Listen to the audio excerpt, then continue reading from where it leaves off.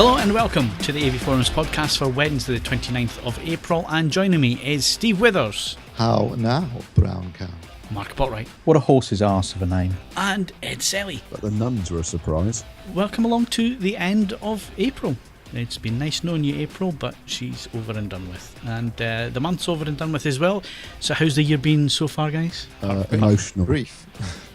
Been nice, lovely upturning weather. Yeah, it's good. That's It true. is actually. Yeah. I mean, I feel really jealous of people who have gardens, because at the moment the sun's out and it's beautiful out there and I'm stuck indoors. And as I was saying this morning, I can't go and sit outside because I'm on the main street and it'd look a bit odd if I was sitting on a deck chair with me. No, mate, you need to get yourself an old sofa and sit out the front, full red net. It's brilliant. And you need some t-shirts and hats with either beer or farming machinery logos on them. Do like that bloke did in America and attached balloons to them. Yeah, did he win the Darwin Award for that one? Yeah. I thought he was. I don't know. Don't you? You either have to die or be have your genitals savaged in such a way as you can't procreate. Yes, he to win died. it. He attached fine. weather balloons to his. Well, no, but there is one bloke who managed to survive that. All right, well, Yeah, one bloke did it survived with a chair, I think, and he survived.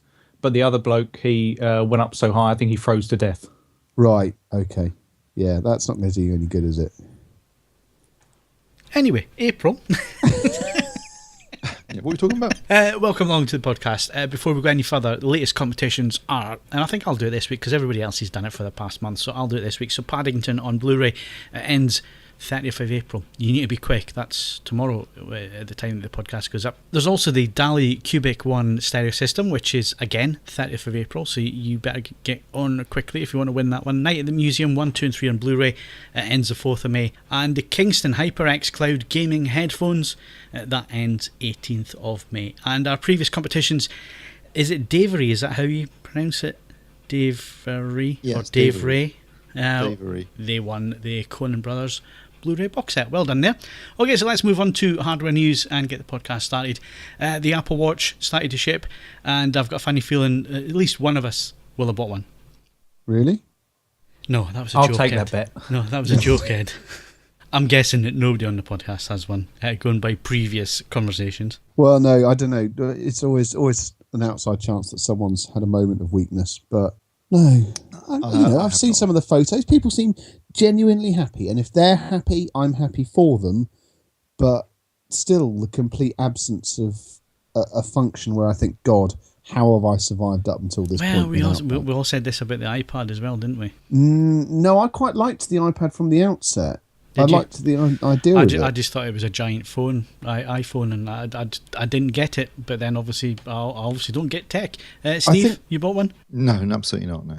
All right. I've got a watch, so don't really need it. I've got a friend who's got not one of these, but actually an LG smartwatch. And he loves it. You can change the faces to look like different watches and all this sort of stuff. One of the things that I do, when I look at a watch, I tend to think of watches as being round. I think maybe, in fact, it's not round, doesn't look as much like. I know the argument is that we're making it more like a watch in the sense it's a piece of jewelry as much as it is a timepiece, or in this case, a smart device. But it doesn't look particularly watch-like to me. It looks too much like a little screen on your wrist, which isn't really necessarily what I'd want. I think the idea of something that masquerades as a watch and then could also be a smart device as well would probably be more. What, like James Bond's magnetic or Rolex in Live and Let Die? Yes. Its one use was to take the zip down on a dress. Yeah, if I No, could do that he with the also- actress in question, I'd be more than happy to. He also used the magnet to pick up the CO2 capsule to blow up Katanga. Right. Spoiler, by the way. How heavy must that have been, though? For the sake of those two uses, his arm is weighed down. I don't know. The inference was that Q Branch had always made it like super well sorted. But yeah, I take your point. And then he also used it as a buzzsaw to cut through the rope as well. Yeah, see, it was a genuine Swiss Army watch. I have to be honest, in that particular scene you're mentioning, I was more distracted by Madeline Smith than I was by the watch in question. Well, that's by the by.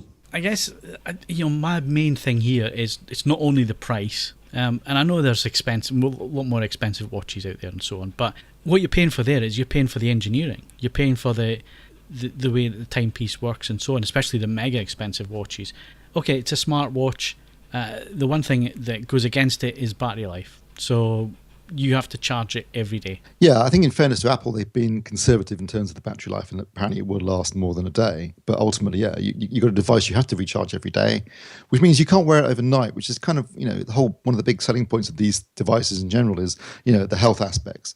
But, it means it can't monitor your sleep patterns, which I think would be quite useful. And, as opposed to a normal watch, which tells you the time and you don't have to recharge, and has as Ed's pointed out, not an infinite lifespan, but certainly a very long lifespan. It can retain its value and it will last you for years and years. Whereas we all know these things will be out of date in a year or two, and then they'll be trying to flog you something different. So, but are they trying to target watch wearers or the people who? A lot of people have already kind of shed their watches and say, "Well, I take my smartphone with me everywhere, so therefore I check that." Yes, that's what they're targeting. They're targeting people who don't wear a watch, who use their smartphone to tell the time. So I suppose that's fair enough. Good for them. But I do like they've already announced a game though. What, for the watch? Yeah. The email came through about Spy Watch, which it created supposedly from the ground up for the Apple Watch, and it makes it sound a bit like a kind of Tamagotchi style digital pet thing. We train a spy, but the thing that I quite like about it is you get real time messages integrated into Apple's messaging system, so it makes it seem as if you're actually having to do some work and getting proper messages, when in fact you're saying, should I infiltrate or should I, go via a distant... If you are actually a paranoid conspiracy theorist, that's just going to tip you completely over the edge, isn't it? Yeah, exactly. And the fact there are a number of procedurally generated missions as well. So it will come up with new things for you. Well, I'm delighted to see that Barclays has updated their app so it would work with the Apple Watch. So I'd be able to see even faster that I don't have any sodding money. It's like, hooray. I'm looking at this and I'm thinking, why would I have it over the phone? And I wouldn't have it over the phone because you still have to have the phone in your pocket for the thing to work on your wrist. Yeah, it's saying for the people who are too bloody lazy to get the phone out of their pocket. That's basically the point of it, I think. So there you go. If they develop an Apple or any other company develops a smart watch that also makes me invisible, like in the Gemini Man, I'll get it. But up until that point, no. Does it have a speaker built in? I don't know. I don't think so. No, so you couldn't even do Dolby Atmos or DTSX on it then? Yeah, you have to have a whole series of watches suspended around your head in a strange hat configuration. Have they worked out a way? I mean, if it did have a kind of speaker in it, they should have worked out a way to have the Siri voice change into the Knight Rider voice. Then I might have it. Change into Kit, the car. Yeah. Kit, sure where's my nearest Domino's? I'm sure that matters will it'll move on and there'll be improvements and benefits and so on and so forth. But it's one area, let's face it, I have enough expensive pastimes. It's one area where I've owned this particular watch for 18 years and it's 10 years older than that, and it doesn't depreciate. It's one area where my expenditure is sensible for once in my life, and I quite like that. There has to be a market there, otherwise Apple wouldn't put as much effort and as much money into developing the product and releasing the product and bringing it to market. But then again, the cynical say, well, Apple could bring out anything and people would buy it. As I say, I don't doubt it's going to be tremendously successful. What I find interesting is whether the next generation repeats the super expensive ones. That's the area that fascinates me. Mm-hmm. Yeah.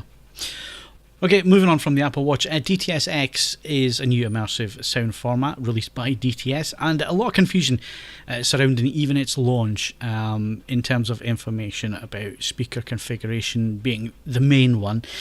So we got DTS on the phone, Dave Casey from the company. There is a special podcast. It's available for download. Just go and look for it in the AVForums podcast or on iTunes in the playlist.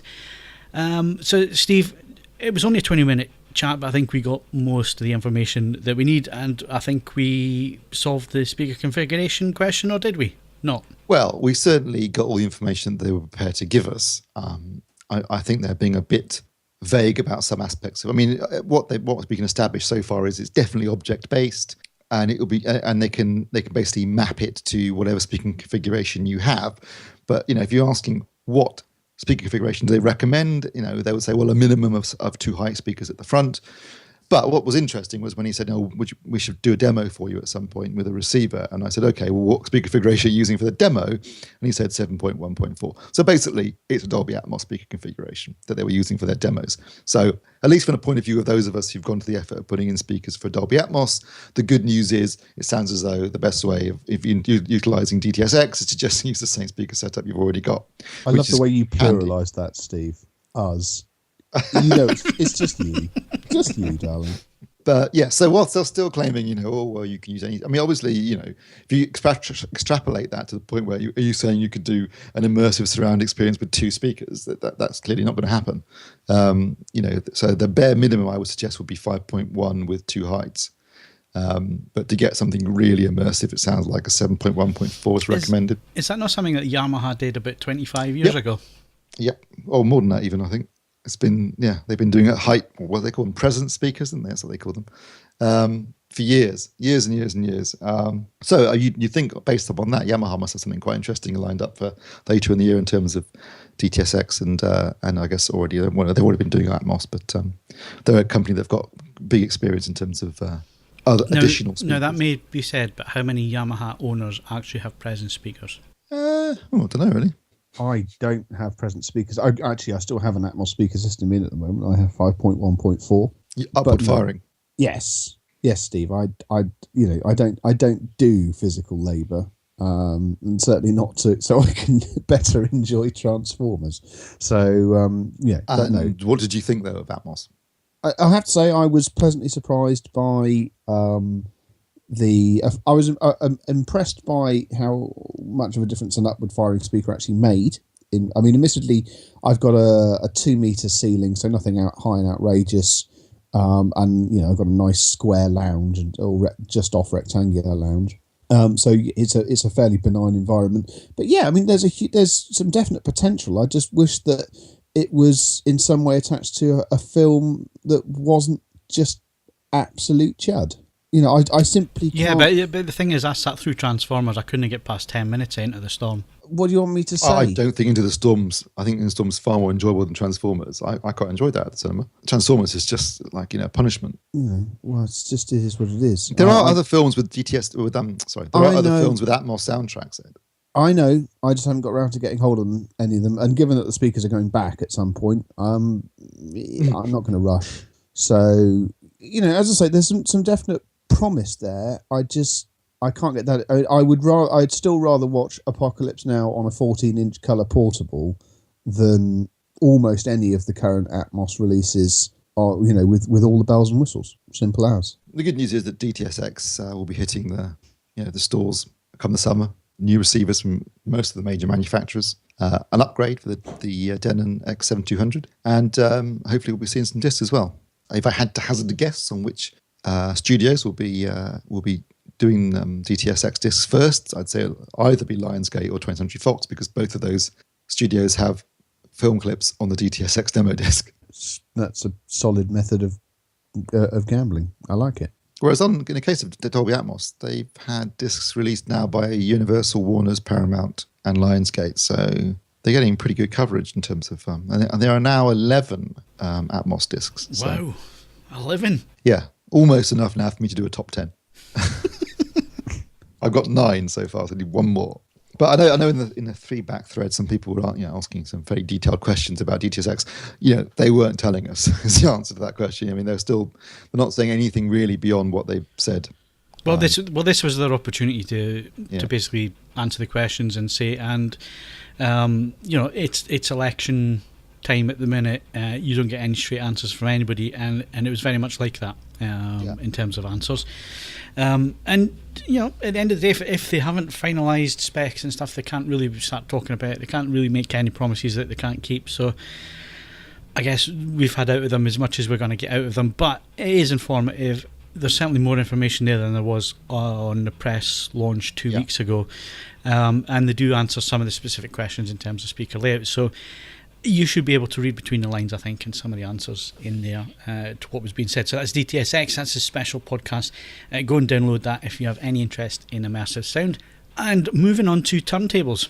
You see that? We go from the cutting edge of technology back to 80-year-old technology. Turntable. But we're going back to the technology that actually sells. You did 1.3 million in vinyl sales, which was the same as 1989. Whoopee! It's the only physical format which is going up rather than down, dear. It's true. Right, so turntable reviews. We set the challenge to Ed to go and pick 4 turntables at various price points, from the lowest to, I wouldn't say the highest, but how was it we were going to do it again? It was inspirational, was it, or aspirational? We selected 4 where you can buy them and they turn up as a going concern. And that you don't have to go through the peculiar agonies of trying to, pick tone arms, cartridges, so on and so forth. You can buy all 4 of them as they will turn up in, as a single consignment, and it's all been selected, so all the bits actually work together. Sometimes because they're actually all made by the same manufacturer. In other ones, in this instance, it's because the manufacturer has selected bits that they know work properly with their bits of equipment. So in terms of reviews that you can read, we are halfway through. In terms of reviews that are written, we're 3/4 of the way through. I haven't done photos for the 3rd turntable yet, because it's quite hard to take photos of a record player without a lid when you have an 18-month-old child trying to assist you. But that'll be sorted a little bit later on. And yeah, we've then got one last one to go. I think the thing that is important to stress is that if you're looking for a pattern in how the prices go up, I'm afraid there isn't one in the classic sense of the word. We went from £285 in the first instance to £550 in the second. And the reason for that jump was the difference between something which gets all the basics right and something which is very similar in terms of appearance and basic philosophy, but just gives you more of everything, and with the possibility to then further upgrade the product. The next jump actually takes us from £550 to £1,500. And the reason for that is we are stepping up from a capable but nonetheless sort of analog sounding product to something which really, if you set it up correctly and all other things being equal, is just a superb piece of source equipment. And further to that is a piece of source equipment that is neutral enough in its own right that if you start changing bits on it, all you're going to hear is the difference that single component makes. And the turntable I've selected for that is, as best as I know, in the time I've been reviewing, the least expensive turntable where that is the case.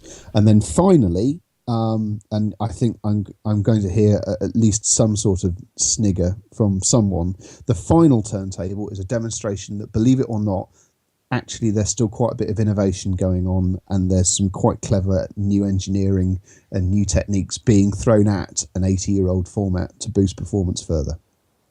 And how much is that last one? About £2,500. All right, it's not too bad. No, I followed my instructions. I didn't go completely bonkers, as you sort of alluded to at the start. £2,500 is still paddling in the shallow end of silliness that is analog. Yes, I've seen some turntables that you could go and buy a Ferrari for what you're paying. Right, my first question, Ed, and it's something I'm picking up a trend on here. I don't know what 3 and 4 are, but are all of these belt drive? Yes. Why? Because direct drive done on the cheap gives you tremendous pitch stability and enormous acceleration, as evidenced by the legendary SL1210. But the noise floor from doing it that way round is, in a hi-fi sense of the word, belt drive is quieter, so there's less audible noise through the cartridge.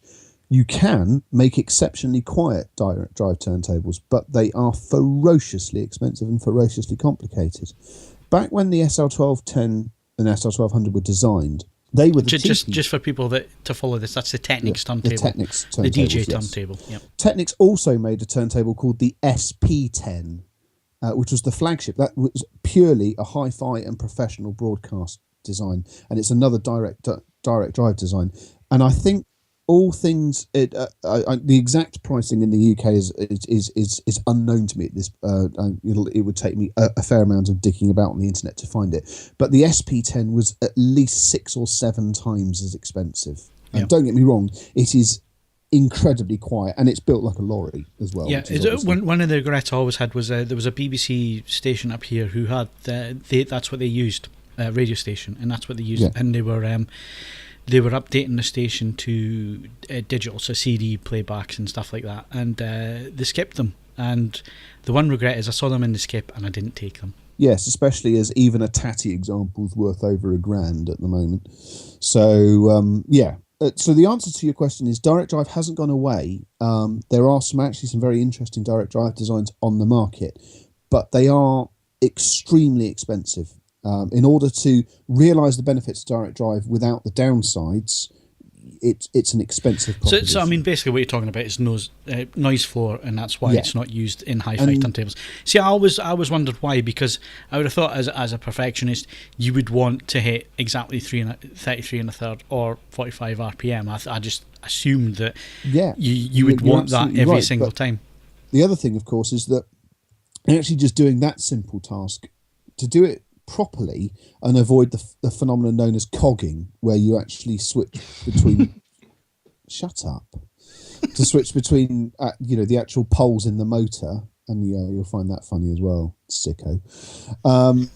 It's actually quite an expensive business to do anyway, so just getting the pitch stability is in itself a challenge. So if you're talking about small cottage industry turntable manufacturers, it's something that you'd have to approach with an enormous amount of caution. So really, it was even back when direct drive turntables were routinely found, it was something that the big Japanese multinationals did because they had the engineering expertise to do it properly.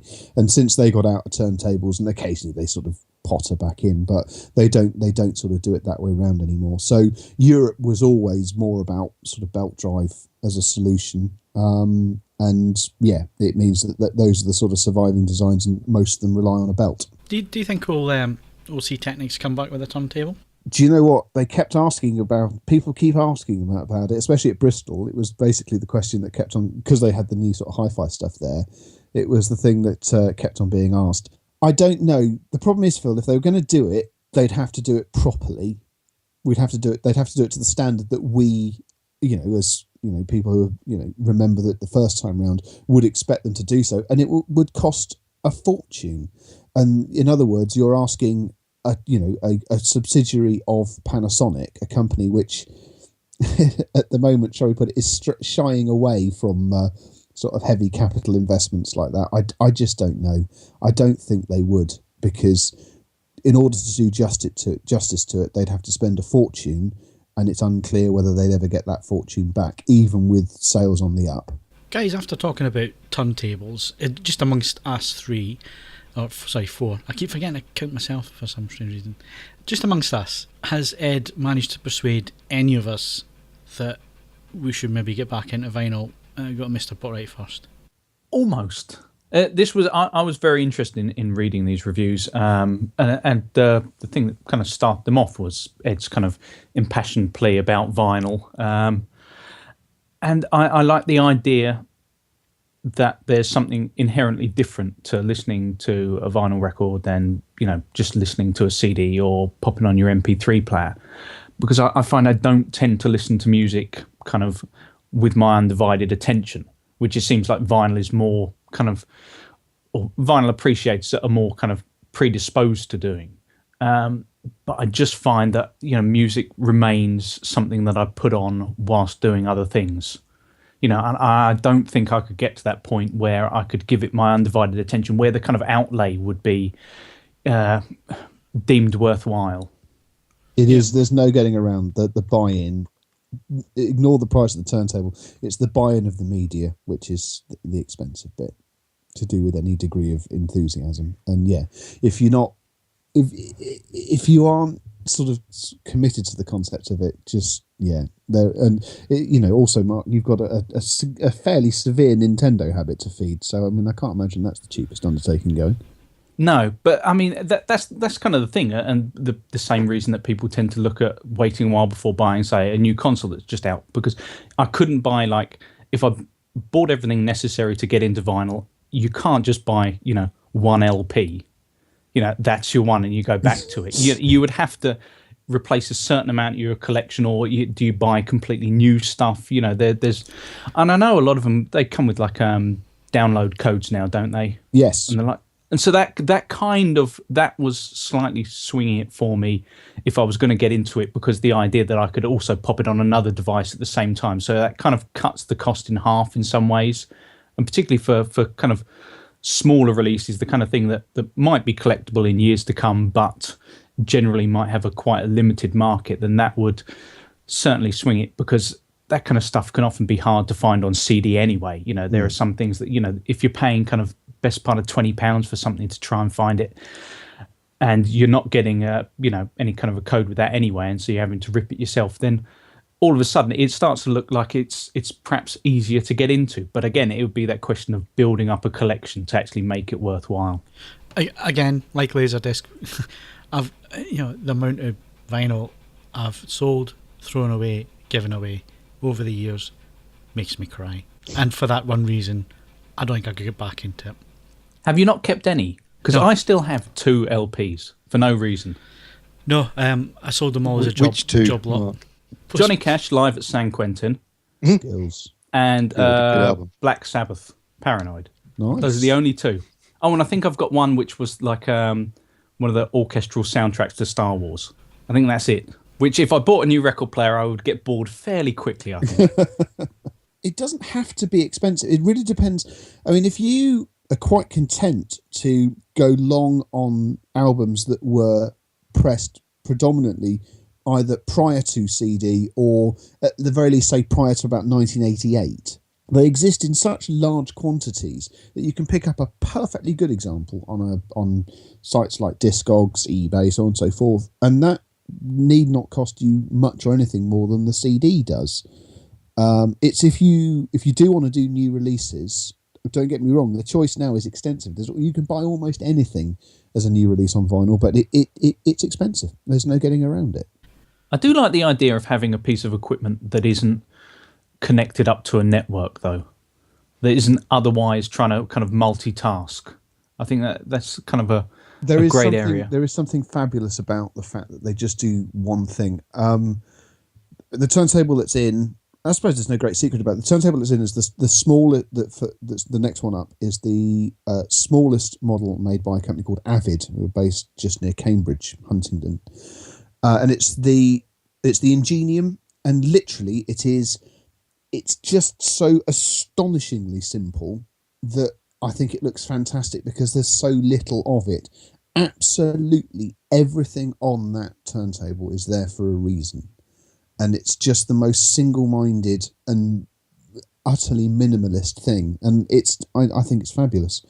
And I just, there's an element of frustrated engineer, and I just like that it does one thing, and it just designed from the ground up to do that. And when you compare it, don't get me wrong, most of the AV products I've had come through recently are ferociously complicated, but they are amazingly capable. But they are nonetheless designed to do 1,800 different things, and I just like having something that does one thing and one thing only. Okay, well, we're going to come back to a related subject later in the podcast, so we need to move things on. So that is hardware for this week. We'll be back in a second with some games news. I do like the term cogging, though. It sounds like what vinyl enthusiasts drive to car parks to do. Hey Dave, have you seen this one over here? Yeah. It's a sealed copy of it. To be fair, it's no more sordid than some of the stuff that's going to be at the Munich show. So,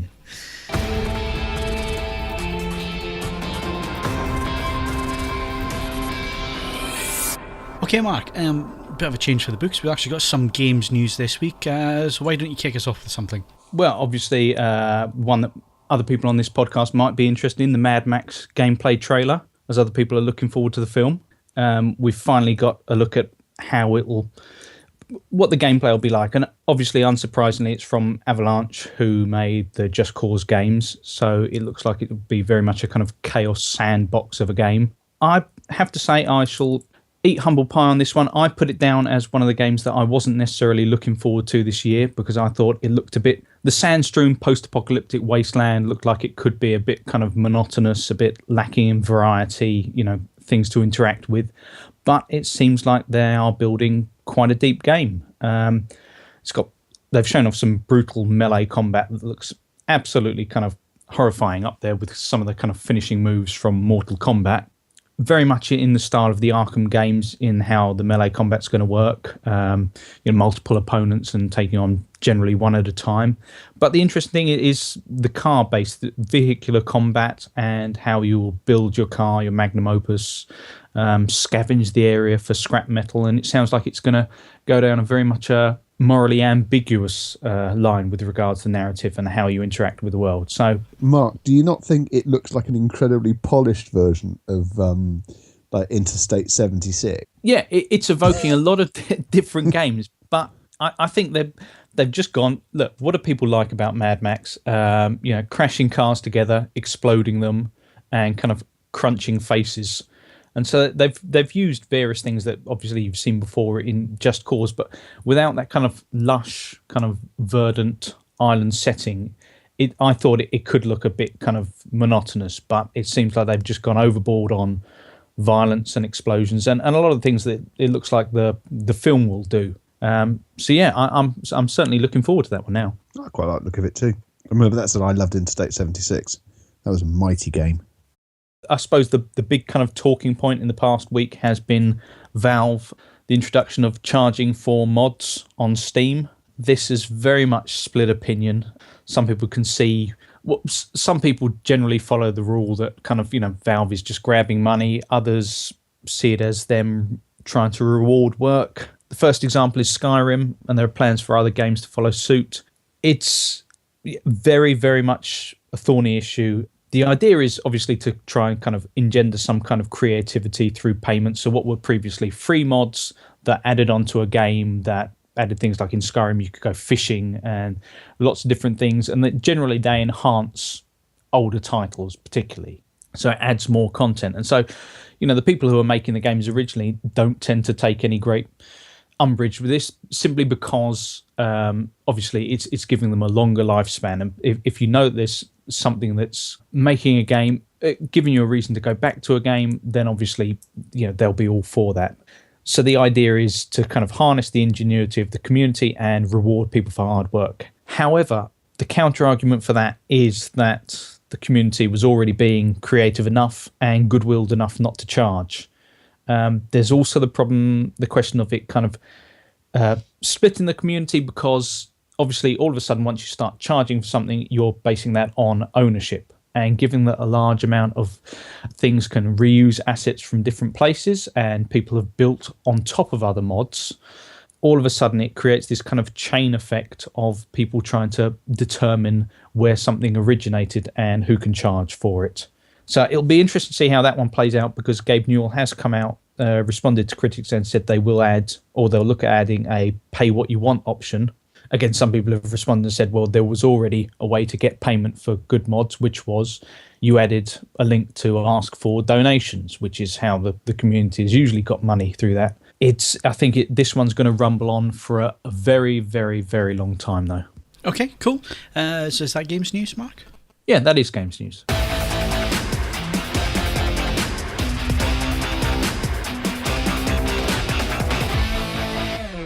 Okay, moving on to movies, and I get to ask the question because Steve actually went to the cinema this week. What was at the cinema, Steve?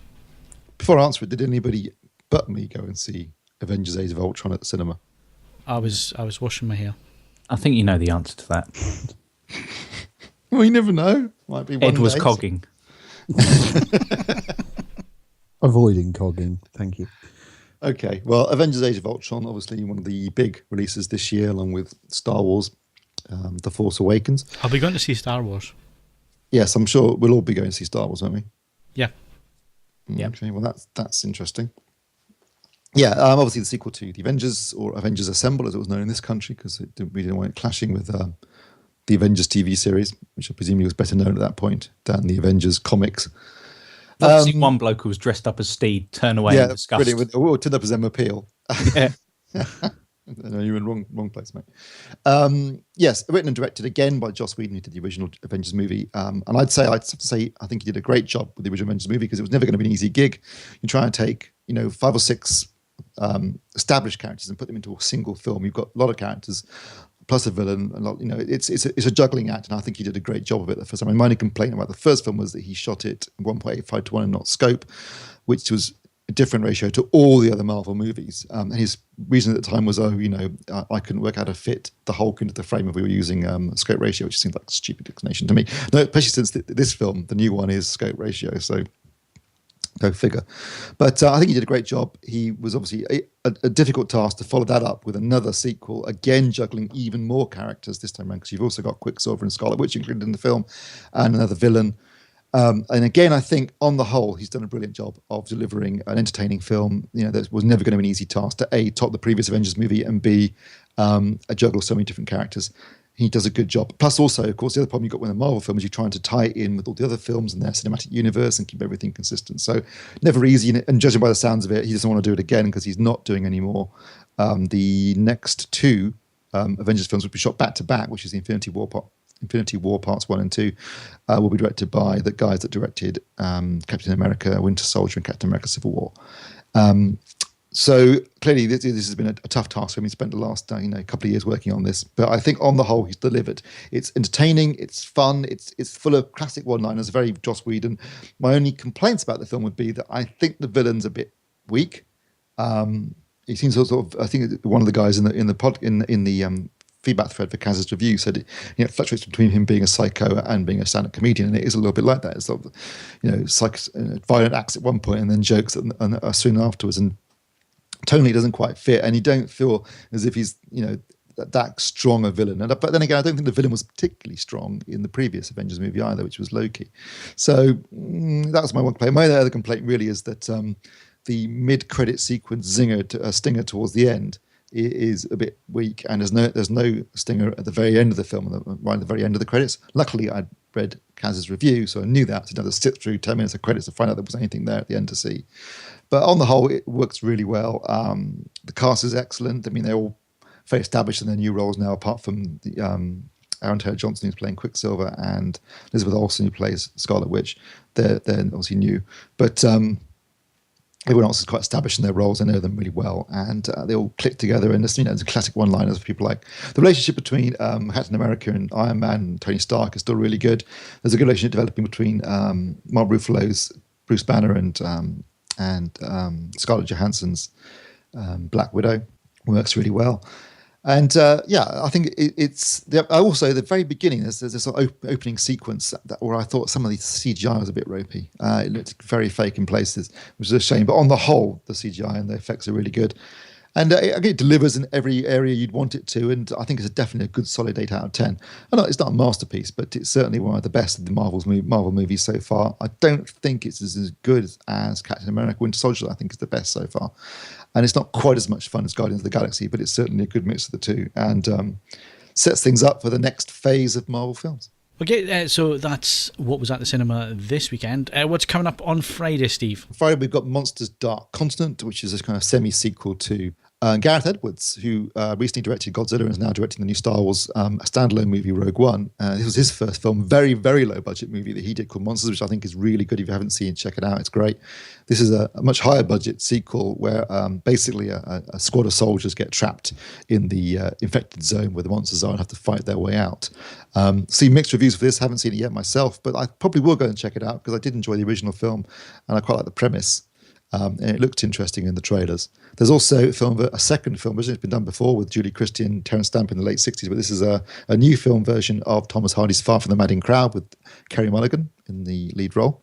And there's also Unfriended, which was the one I was talking about a couple of weeks ago, where it looks like it's just watching a series of Skype conversations is a film. It's a horror film where a girl basically gets unfriended and treated badly on the internet, commits suicide, and then her ghost kind of haunts the people that had bullied her through the internet. I think that's the general premise anyway. Oh dear. Whether that really works, I don't know. The title's terrible. Unfriended. It sounds like something Brian would pitch on Family Guy, like Faster Than the Speed of Love. Yeah, it sounds a bit of a strange one. What's wrong with just getting offline? Turn the computer off. There you Yeah. go. Solved. The job done. That's what's opening this Friday. Obviously, last week everyone was avoiding the Avengers, but things are picking up now over the next few weeks. We've got some fairly big movies coming down the line. This month, for example, there's Poltergeist, the remake, and Mad Max, of course, Mad Max Fury Road, San Andreas with The Rock, which I'm quite looking forward to. I wonder why.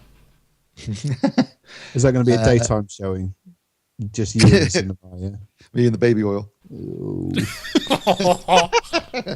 Oh no, I've got that image in my head now. What has been seen cannot be unseen. Terrible.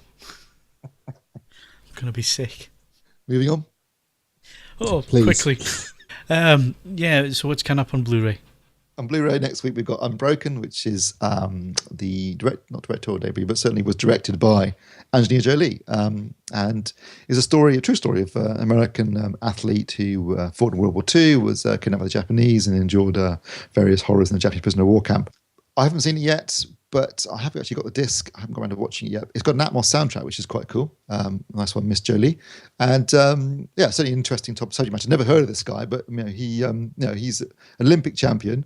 He ends up getting shot down over the Pacific and survives for weeks on end in a dinghy, and then gets picked up by the Japanese, unfortunately for him, and ends up spending the rest of the war in a prisoner of war camp. So it's certainly an interesting story. We also got Birdman, which obviously won the Best Film, Best Director at the Oscars this year. That comes out next week. Automata, which has never got a cinema release in this country. I saw it on Netflix US a couple of weeks ago and quite enjoyed it. It's with Antonio Banderas and involves artificial intelligence and robots, which seems to be a bit of a theme this year. There's been quite a few films covering the same subject matter. But I quite enjoyed that, so worth checking out if you get a chance. And also, and this is a weird one, on DVD, they're releasing The Last 5 Years, which we reviewed at the cinema 2 weeks ago, which is kind of a relationship seen from both sides of from the woman's side and the man's side, but with music. Not available on Blu-ray. It just seems to be getting released on DVD, which is a weird and annoying and slightly worrying precedent, particularly after the conversation we had last week about what Fox were doing with things like The Simpsons and X-Files. So I'm not quite sure why it's not getting a Blu-ray release, but it is available on DVD. Although really quickly after the cinema release, which is also strange. Maybe they're just trying to get as much money back without spending any more. Well, yeah, true. But, you think did a Blu-ray release as well then, unless they're just not getting enough demand for it. Is it the type of title that would get the demand on Blu-ray to, for them to Well, press? it's a musical, so you'd think, the audio side might benefit from a lossless track, for one thing. No. Most of them won't even see a sound bar, let alone a proper sound. Yeah, you see, that's what I was thinking. Point. Yeah. Right. There's something about some film called Fast and Furious #8. I mean, I haven't even heard of the last 7, so I don't know what this is about.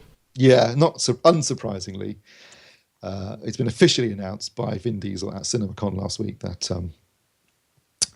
there will be an 8th Fast and Furious movie. No surprise there, really. I mean, I think they were talking about multiple films anyway after the 6th one. They were going to do more than just one more sequel, so there was always plans to do another one even before Paul Walker's untimely death.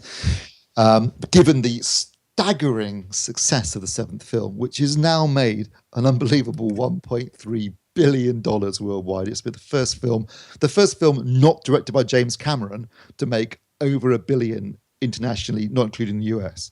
So it's made $1 billion outside the US and another 300 million in the States. It's made over 300 million in China. But that's the kind of fact that makes you wonder if you're still in reality, like in an Inception kind of way. The kind of money that film's making just seems unreal. Yeah, but most of it's Steve. It's officially the most successful film of all time in China, which is proving to be now the world's second biggest market after the States, and sometimes bigger, depending on which film.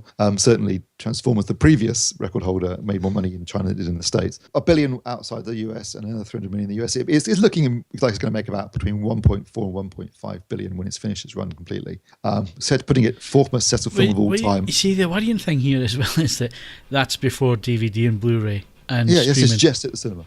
So it'll be Avatar, Titanic, the Avengers, and then Fast and Furious 7, which is quite remarkable. I mean, at the beginning of the year, if you said to me which film's going to make most money this year, I'd say either the Avengers or Star Wars. Obviously, it could theoretically be.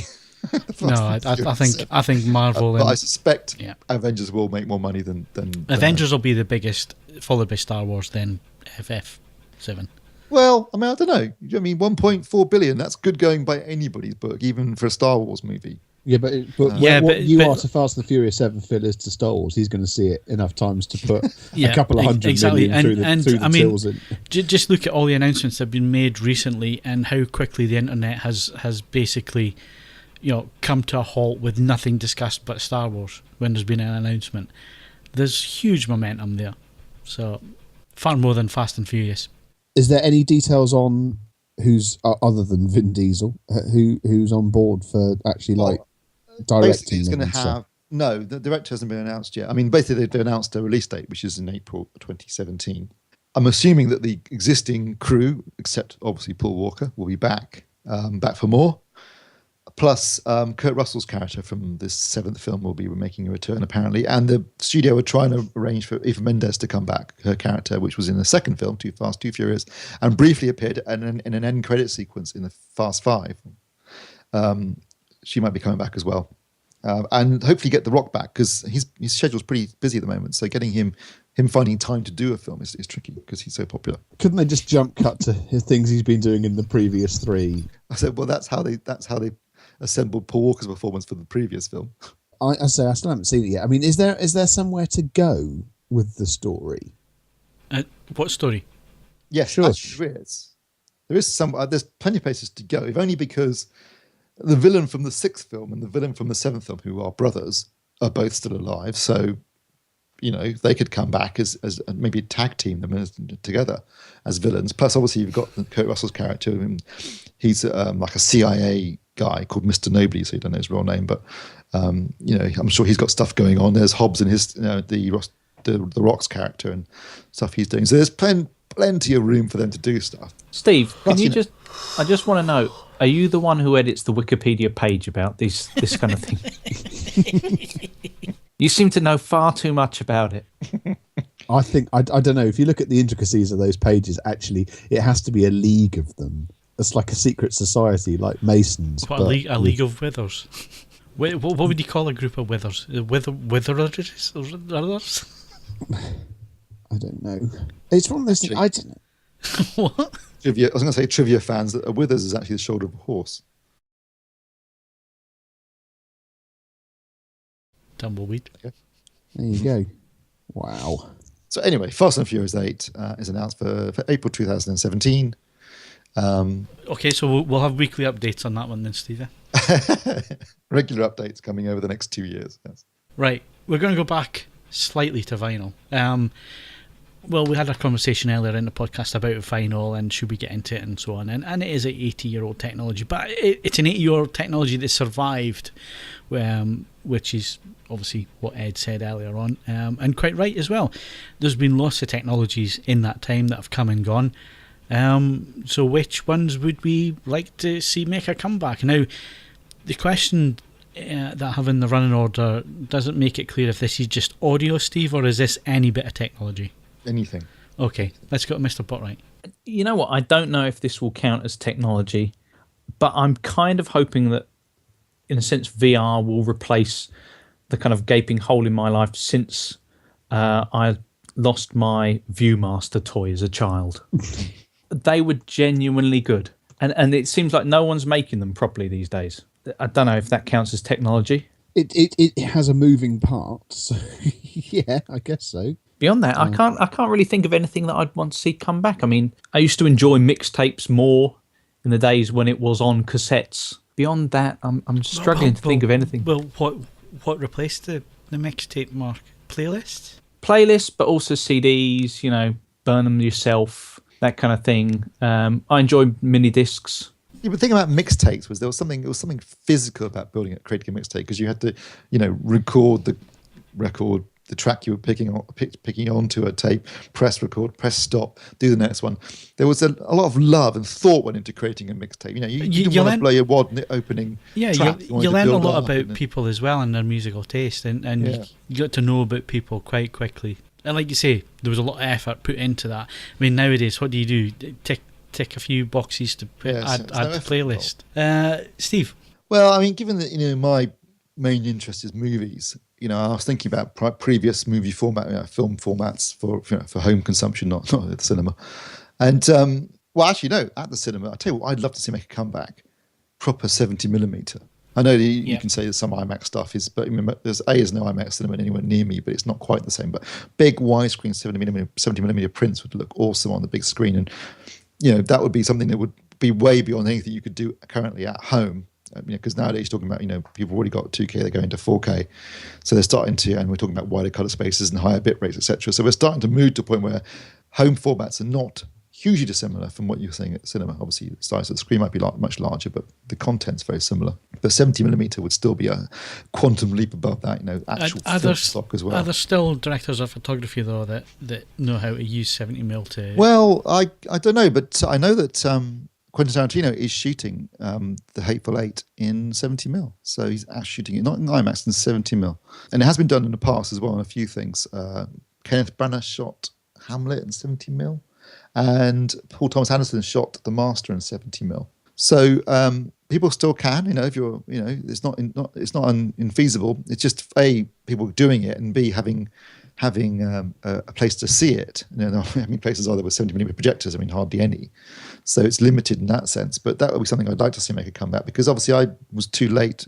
My generation was too late to see that at the cinema. That was really a 60s thing. But in terms of home consumption of movies, there's no question that where we are right now is infinitely superior to where we were in the past. Much as I love Laserdisc in terms of its appeal for collectability and the packaging, etc., the picture quality now compared to what we've got would just be abysmal. Yeah, Steve, but what I would like to see? I'd like to see 12-inch 4K Blu-ray. So a hybrid format, just so you could have, because it's such high quality 4K. You got bags of space on a 12-inch disc, and you can have the big 12-inch gatefold sleeves with all the nice artwork and all the rest. Why can't they do it? Why not? Actually, that's an interesting question. If someone is listening to this podcast who understands both encoding practice and has the mathematical chops to do this, accepting that you get, is it clear how much storage is possible on 4K Blu-ray yet? It's 100 gig, wasn't it?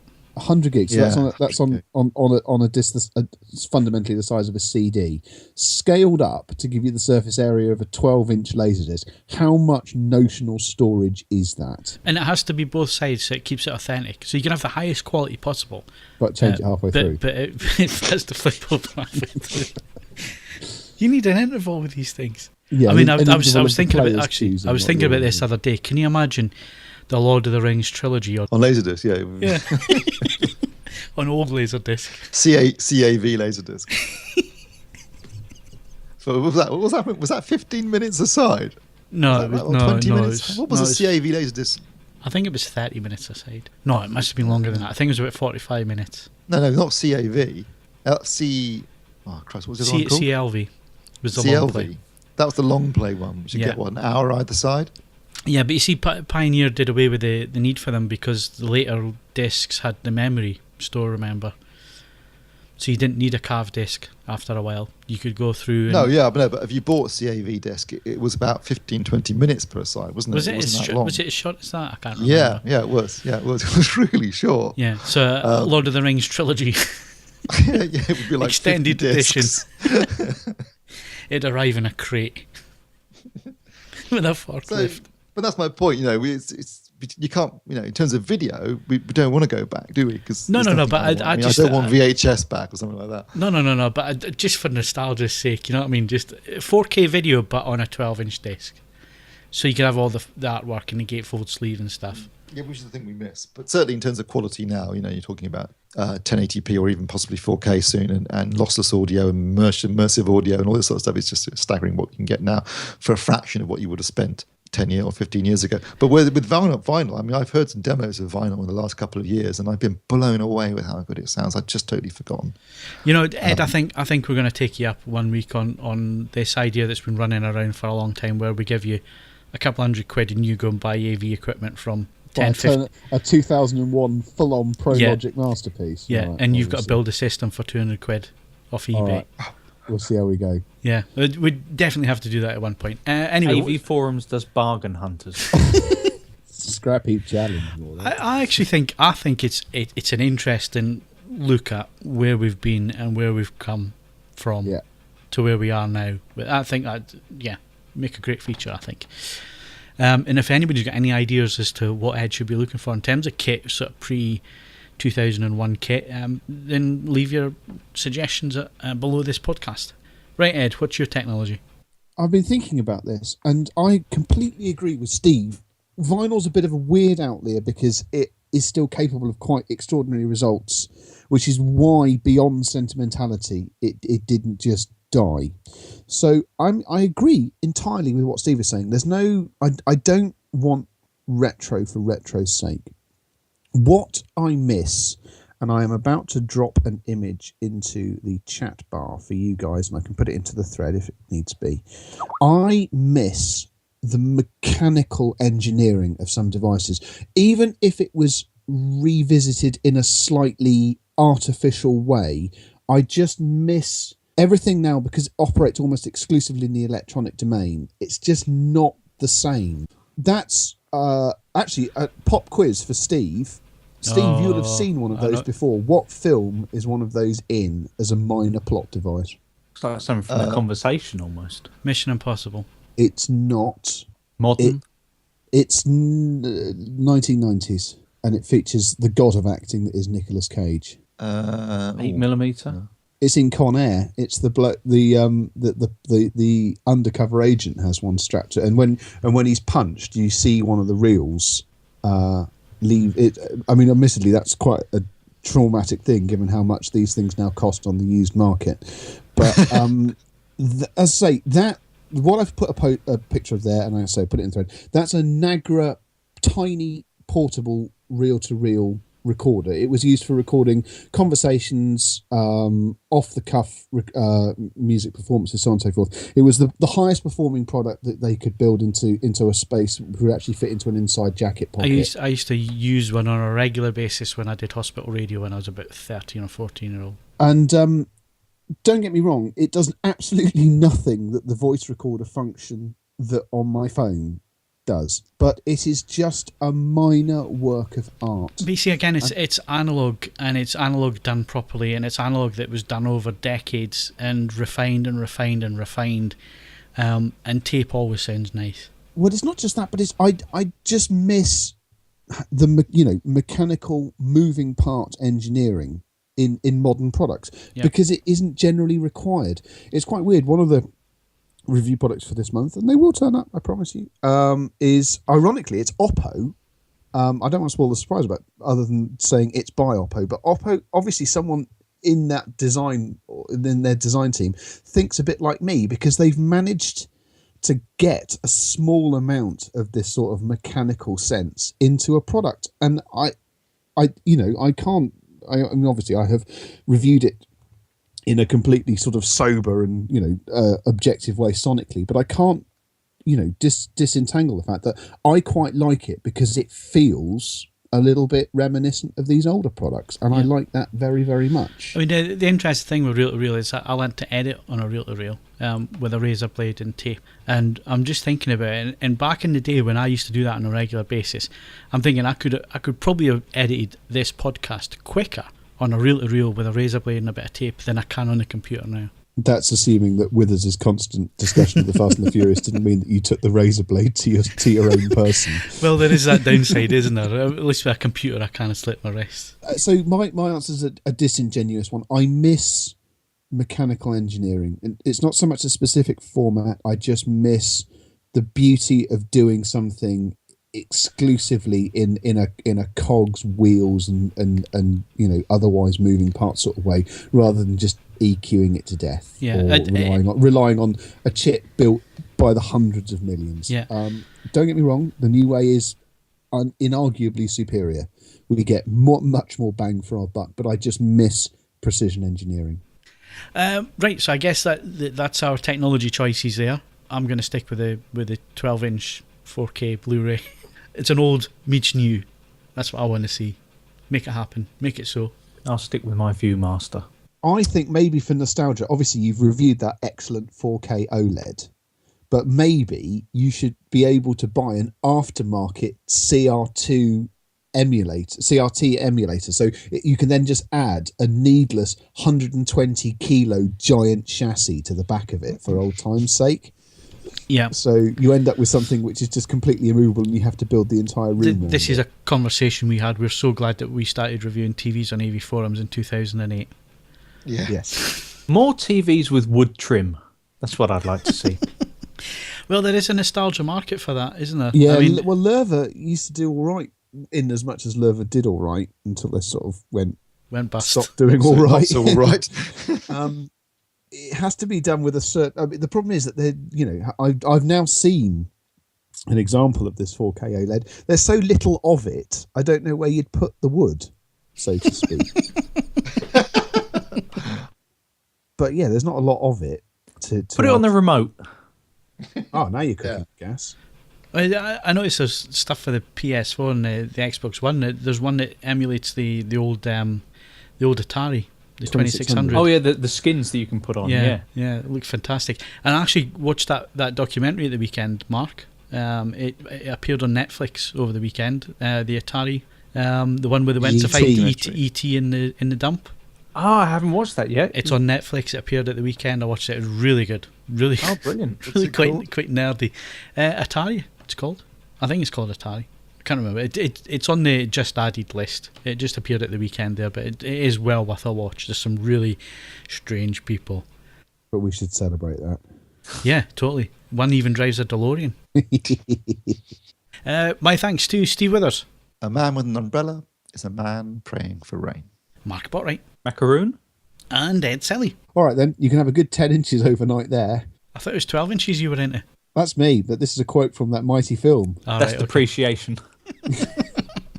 Don't forget you can follow us on Twitter and Facebook. Bookmark avforums.com for the latest reviews, news and video. Plus you can also leave us a rating on iTunes, but only if you enjoyed the show. I'm Phil Hinton, thanks very much for listening, and we'll see you again next Wednesday.